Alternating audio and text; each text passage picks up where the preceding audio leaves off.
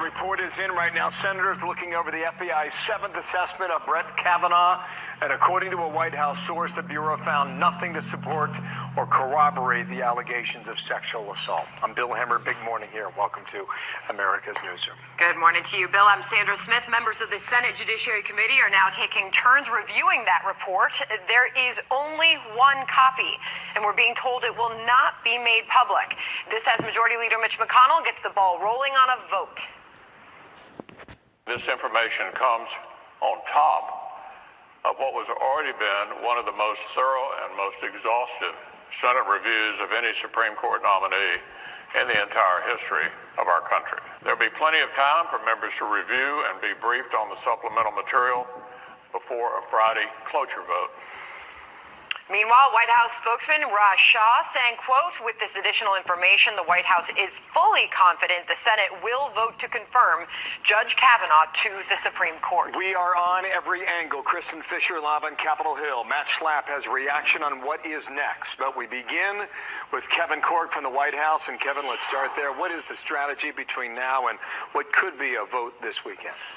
Bill, good morning. Two things. First of all, you're going to see a real full-court press by White House officials. So a lot of availability and a lot of sound in support, not just of the judge, but also in support of those who may be on the fence in the Senate. But I think this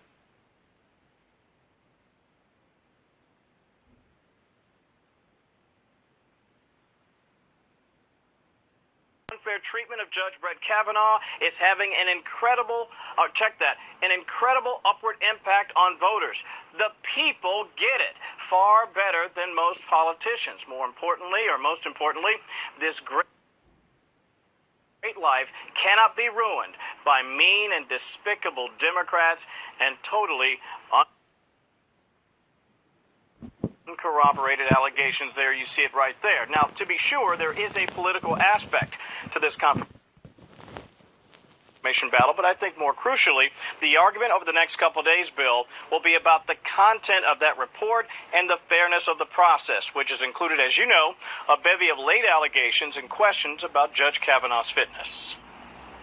All these types of questions get thoroughly investigated throughout one's career. He's been entrusted with some of the most important jobs in government over the last 25 years with a very high-profile career. And all the folks that are demanding this type of an investigation in the Senate are Democrats who've already pledged to vote no. They don't want additional information to make a decision. They want to delay this process. Obviously, that is Raj Shah. We anticipate getting more sound with him. We actually grabbed him on his way after that interview, so as I get more sound, I'll be sure to pass that along. By the way, we can always tell you this. The president got the report. Actually, the White House got the report after 3 a.m. this morning. We do know the president has been briefed on it, Bill, although we don't believe he's actually read it himself yet. Okay, we've heard the Bureau reached out to 10 individuals, interviewed 9 of them. Dr. Christine Blasey Ford was not among them. Her team's not happy about that. Chuck Grassley would say you should have shared your notes with us and not the Washington Post. What is the White House? How is the White House characterizing that, Kevin? Well, I think you hit the nail on the head. From their perspective, Dr. Ford has already been effectively interviewed for the entire world to see under oath on Capitol Hill. And so given that, it's important, they say, to allow the FBI to sort of unpack other allegations that have been out there. The Bureau could have chosen to interview her. They did not, about which her lawyer said this. An FBI supplemental background investigation that did not include an interview of Dr. Christine Blasey Ford nor witnesses who corroborate her testimony cannot be called an investigation. We are profoundly disappointed that after the tremendous sacrifice she made in coming forward, those directing the FBI investigation were not interested in seeking the truth. It is expected, Bill, that the president will get an opportunity to take a look at that report firsthand here this morning. Of course, as we learn more about it, we'll be sure to pass it along to Fernando. Good deal. Thank you, Kevin. Sarah Sanders coming up next hour to address all that and more, too. Thank you, Kevin. Here's Sandra with more. Meanwhile, Senate Majority Leader Mitch McConnell moving the ball forward on a confirmation vote, filing for cloture last night to end the debate on Kavanaugh's nomination. Kristen Fisher's live on Capitol Hill. And Kristen, since this is a word we're hearing a lot this morning, what exactly is cloture? Well, cloture is a procedural device that's used to cut off a filibuster. It was filed late last night by Senate Majority Leader Mitch McConnell, and what that did is it really just gives the opponents, in this case the Democrats, 30 hours before a procedural vote can take place. So now that the clock is running, it's looking like this procedural vote is going to take place sometime tomorrow, followed by the big confirmation vote either Saturday or Sunday. Until then, what's going to be happening is all of these senators are going to be poring over the contents of this FBI report. We know that the Senate Judiciary Committee got it around 2:30 in the morning. Senators Grassley and Feinstein got the first crack at it. Now it's going to be opened up to all of the senators, and they're going to be taking a look at it as they arrive here at Capitol Hill today. Now, it's important to point out that, this isn't the kind of document that you can just email out. This has to be viewed in a secure facility on Capitol Hill. You cannot take it out. But, while we may not get to look at it in full, parts of it are almost certainly going to leak out, and that is what a lot of reporters here on Capitol Hill are waiting for today, Sandra. All right, Kristen, so all that considered, what is the latest that we're hearing on where those three critical GOP senators stand? Yeah, Senators Collins, Murkowski, and Flake, their position really hasn't changed all that much over the last few days. They have said they are not going to say anything. They are not going to weigh in until after they get a chance to actually read what is inside this FBI report. But here's Senator Murkowski speaking to reporters as she was leaving Capitol Hill last night. What I want to see the report. The 302s, whatever they are, I want to see them. And so that's what I'm waiting for. But that wait and see period is almost over. If she hasn't seen it already, she surely will within the next few hours. And so now the job of all the reporters here on Capitol Hill today is going to be trying to find Senators Murkowski, Collins, and Flake and see if there is anything in that report that has changed their mind or potentially swayed their vote, Sandra. It's going to be a quickly moving story this morning. We're following all of it. Kristen Fisher, thank you. For more on all this now, Matt Schlapp, the chairman of the American Conservative Union. How you doing, sir? And good morning to you. Good to be with you, Bill. It appears the senators face the exact same question today or tomorrow as they did a week ago, does it not? Exactly right, Bill. All this supplemental investigation does is ask similar questions of people. What do you know about Brett Kavanaugh that would be problematic with his service on the Supreme Court? They give answers. In this case, because Mitch McConnell and Chuck Grassley want to really put all of this down the right path, is they're going to let every senator read every word. Okay. Nancy Pelosi was at an event just yesterday. I just want to roll this clip here. We're going to get reaction to Pelosi and then McConnell, and then what is to be expected in Washington, D.C. starting later today. First, Pelosi, watch. I guess there's a similarity that people have with the people that they respect.